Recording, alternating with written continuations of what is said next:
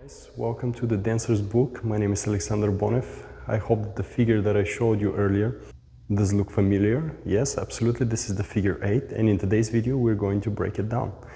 Have fun with the video and let's get it started. Alright guys, I'm going to try to do a breakdown to very small pieces of the entire figure. So what I'm going to do is first I'm going to start sideways.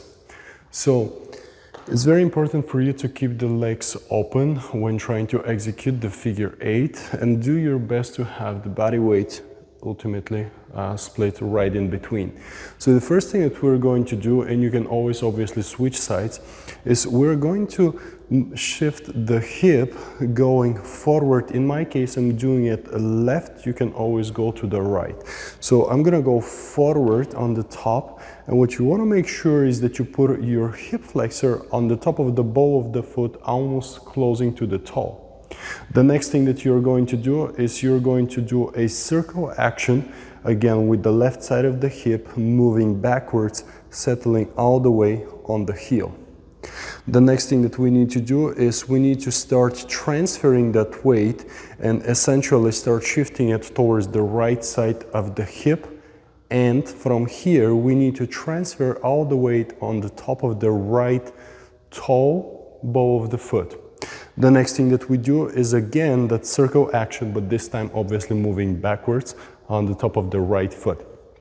Next thing that we would like to do is we would like to rotate and obviously reverse, going all the way back to the left. I'll do it slightly faster. Top of the left, all the way back, settle. Top of the right, all the way back, settle. Top of the left, all the way back. Top of the right, all the way settle.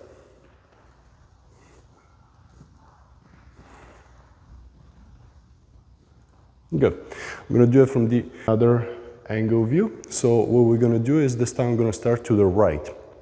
So again, I'm always aiming for forward action first.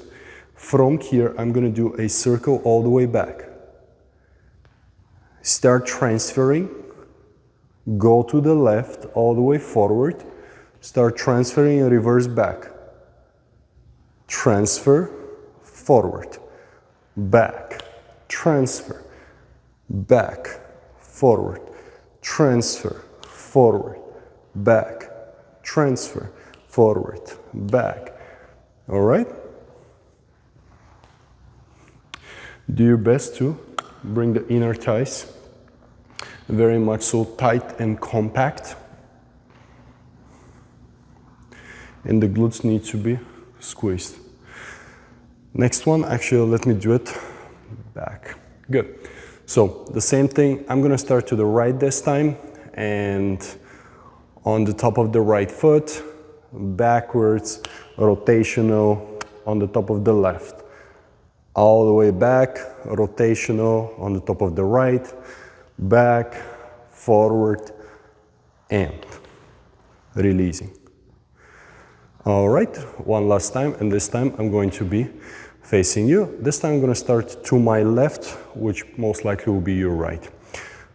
All the way, reverse, all the way, reverse, all the way, reverse, all the way, reverse.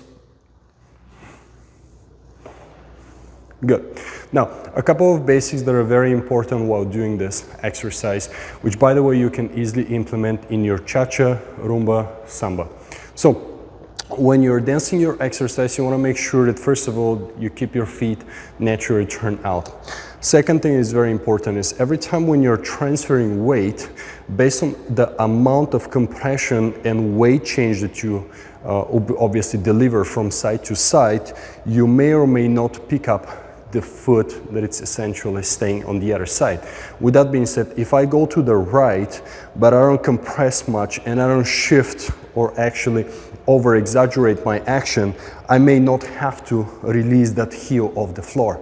So once again, when I'm going to my left, if I do not compress too much, if I don't shift too much to my left, but essentially if I keep everything underneath me, I don't really need to release the heels off the floor. And let me do it from a different angle. I'll do it again. So as you can see, my feet are remaining flat. Okay? Now, as soon as I start transferring everything fully on one foot to the other, meaning even with settling action on the top, that means that almost immediately the other foot, where you have no weight whatsoever, will start be releasing of the floor, especially the heel area. So take a look. I'm gonna move to my left. Again, that's most likely your right. And what will happen is that right heel of mine is going to be released of the floor. You can see it, right? So as soon as I over-exaggerated that action of mine, boom, that heel went off. As soon as I transfer and I go all the way here, the very same thing will happen with my left foot, which is completely normal. And I'll do it again from a different angle.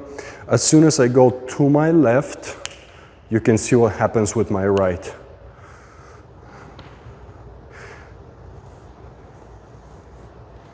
Good. So, talked about the feet. Very important, please keep them naturally turned out. Don't worry if your heels are being released off the floor at any given point. That simply means that the weight transfer that you have achieved is obviously greater. Spine. Do your best to keep everything vertical. So don't worry about your forward poise. You don't necessarily need it right here.